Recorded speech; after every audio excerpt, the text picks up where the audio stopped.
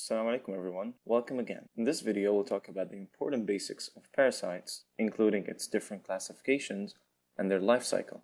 So what is a parasite? A parasite is basically an organism that derives all its benefits from another organism, while harming that organism in the process. Therefore, there are different classifications for the parasitic association with the host. It can be either an obligate parasite, which can only survive in a host, a facultative parasite, which can survive with or without the host, and then they can be either an endoparasite, which is a parasite that only lives inside the organism, or an ectoparasite, which is a parasite that lives on the body surface, on the outside. Endo means inside, and ecto means outside.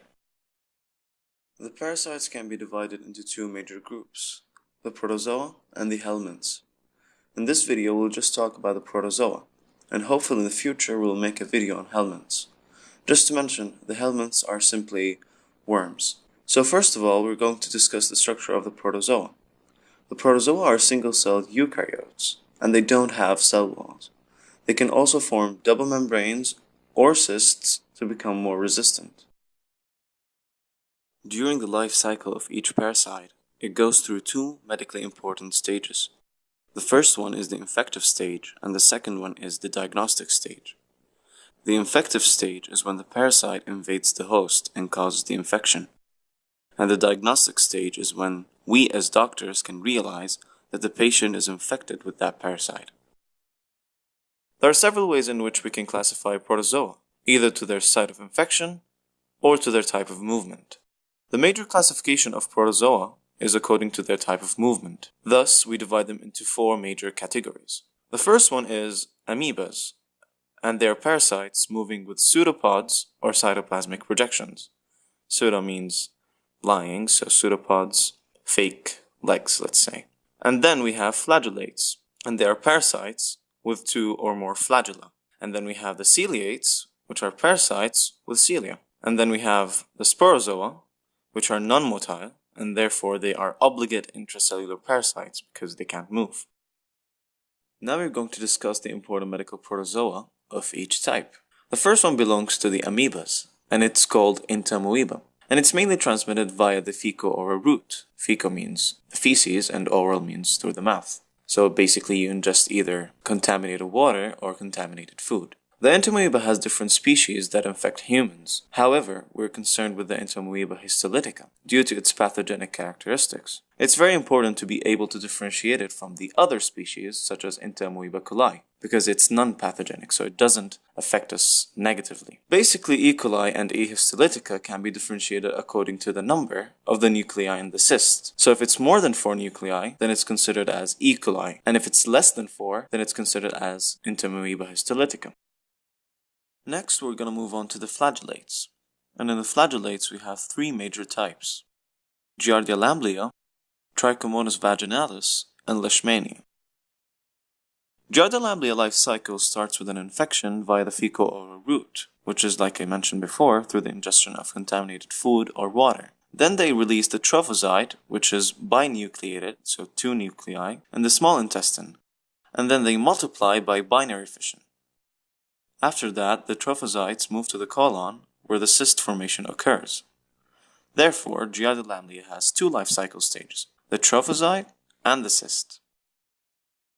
On the other hand, the Trichomonas vaginalis is transmitted via sexual contact and replicates its trophozoites without forming any cysts. It usually resides in the female genital tract and the male urethra and prostate. Thirdly, we have Leishmanias. Leishmanias are usually transmitted via sandflies, and it resides in animals such as rodents or dogs. So the vector of transmission are the sandflies, and the reservoir of the parasite are the rodents and dogs.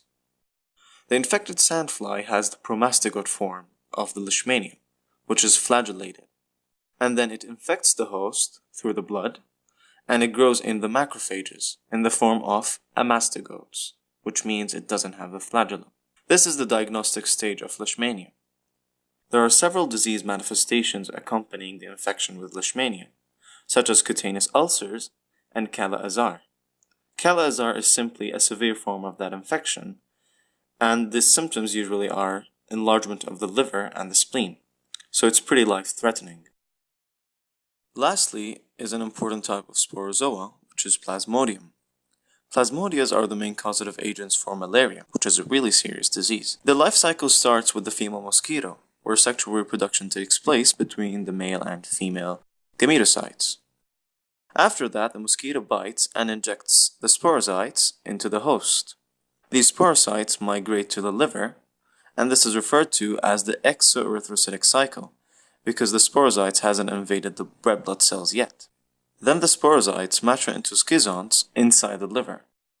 After that, the schizonts rupture and release merocytes into the blood to invade the red blood cells. At this stage, it's known as the erythrocytic cycle because it's in the red blood cells now. After that, the merocytes have two pathways to follow. Some of the merocytes will grow into schizonts again, and then they rupture, and then they release more merocytes, more invasion of red blood cells, and then the cycle repeats. However, some of the merocytes will develop into the sexual forms of male and female gametocytes, which will then be taken by the mosquito, and then sexual reproduction takes place, and the cycle repeats. So for Entamoeba histolytica, the infective stage is the cyst, and the diagnostic stage is the cyst and trophozoite. For Giardia, the infective stage is the cyst, and the diagnostic stage is also cyst and trophozoite. For Trichomonas, however, remember we didn't have a cyst, so the infective stage and the diagnostic stage is the trophozoite. Then we have Plasmodium, and the infective stage is the sporozoite, when it's on the female mosquito, and the diagnostic stage is when it's during the erythrocytic cycle inside the red blood cells. Lastly, we have Leishmania. The infective stage is the promastogote when it has the flagella, and then the diagnostic stage is the amastogote when it loses the flagella and it's inside the macrophage. And we're pretty much done with the parasites. Hope you enjoyed. Please give us your feedback so we can improve in the next videos. And don't forget to like and subscribe to get our new videos and explanations.